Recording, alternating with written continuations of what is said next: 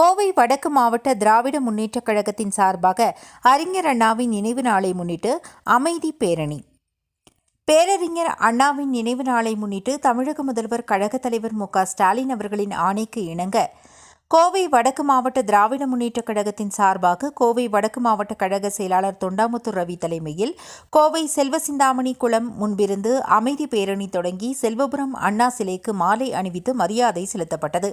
இந்த மாபெரும் பேரணியில் மாநில தீர்மான குழு இணை செயலாளர் முத்துசாமி, துணை மேயர் வெற்றிச்செல்வன், சிறுபான்மை நல உரிமை பிரிவு அமைப்பாளர் A.M. உசைன், மாவட்ட பொருளாளர் அப்துல் ரஹ்மான், பகுதி கழக செயலாளர்கள் ராஜ்குமார், கேபிள் மணிகண்டன், லோகநாதன், கார்த்திக், செல்வராஜ், சந்தோஷ், கரும்புகடை ஜெயிலா, சக்தி, வெற்றி அணிகளின் அமைப்பாளர்கள் தளபதி, தியாகு, A.K. வேலுச்சாமி, தென்னி சிவா, மாமன்ற உறுப்பினர்கள் வசந்தாமணி, சிவசக்தி மற்றும் சிவகணேசன், கோவை வடக்கு மாவட்ட நிர்வாகிகள், பகுதி கழக நிர்வாகிகள், பேரூர் கழக செயலாளர்கள், வட்டக்கழக செயலாளர், வட்டக்கழக நிர்வாகிகள், 79வது வட்டக்கழக செயல் வீரர்கள், அனைத்து அணிகளின் அமைப்பாளர்கள், துணை அமைப்பாளர்கள் மற்றும் பெருந்திரளான மகளிர் அணி மற்றும் இளைஞர் அணி நிர்வாகிகள் மற்றும் கலைஞரின் கழக உடன்பிறப்புகள் பலரும் கலந்து கொண்டு சிறப்பித்தார்கள்.